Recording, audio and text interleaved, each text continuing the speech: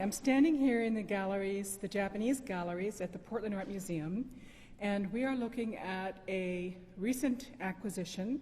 It is a ewer, which is a particular kind of pitcher that comes to us from late 16th century Japan. The first thing that comes to mind is its material, because when I first walked up to this, I imagined in some way, probably because of the sides, that it was metal.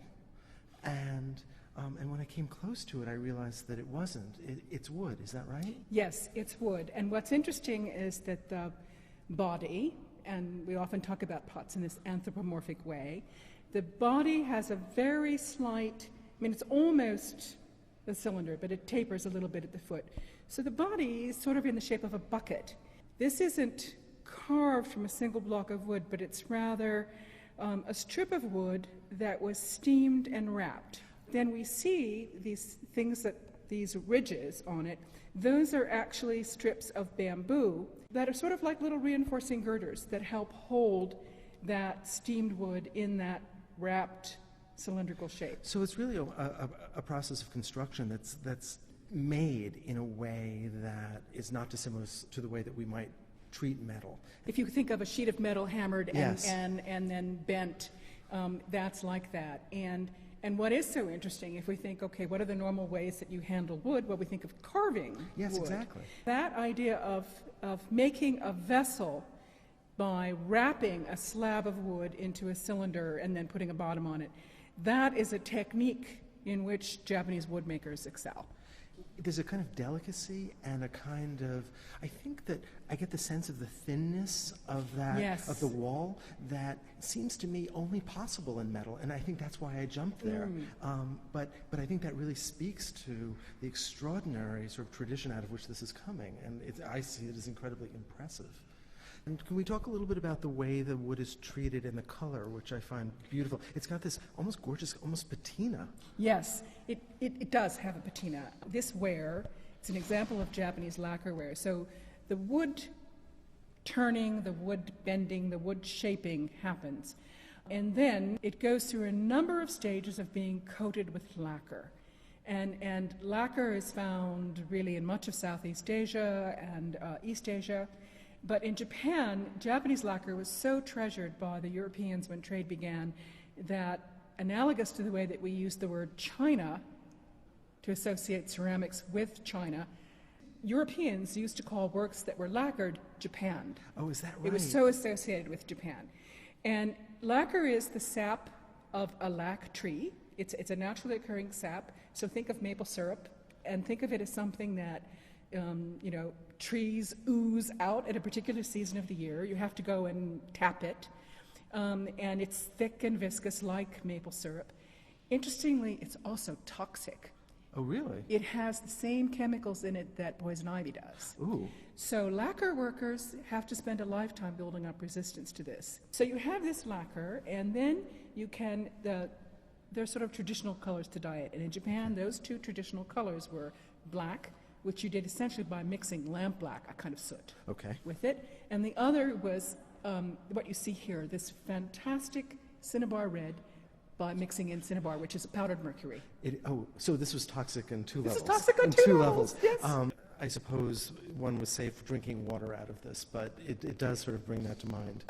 Well, but by the time it dries, all that toxicity is gone. So what happens is lacquer has to be painted on in many, many coats. But what lacquer does, and lacquer is used in East Asia from the 4th century BC onwards, lacquer can make a wooden object like a high-fired porcelain. It can make it perfectly impervious to leaks. So, and it can hold hot water, it can hold cold water, so it can handle a variety of temperatures.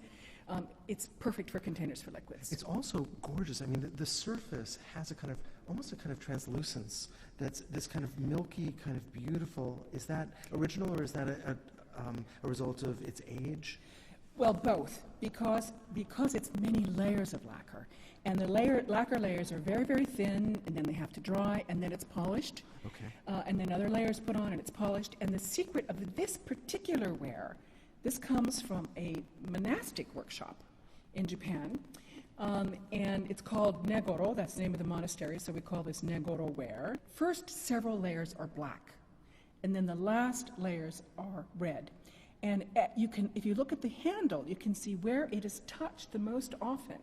The lacquer has worn a little bit thin, and a little bit of the black is coming through. And that is the secret of Negoro ware. It's seeing that suggestion of black underneath the red. It gives it incredible dimension. It's like looking to this pool of red and then seeing the black underneath. But I think it really gives this depth.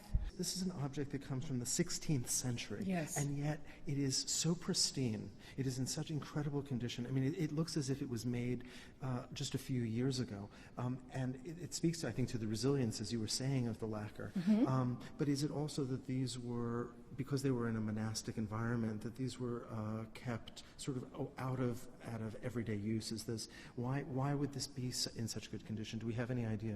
Although Negoro ware is very, very highly treasured today, and this particular shape and in this condition is extremely rare, we know of 2 similar pieces in American collections, but that's all that I know of right now.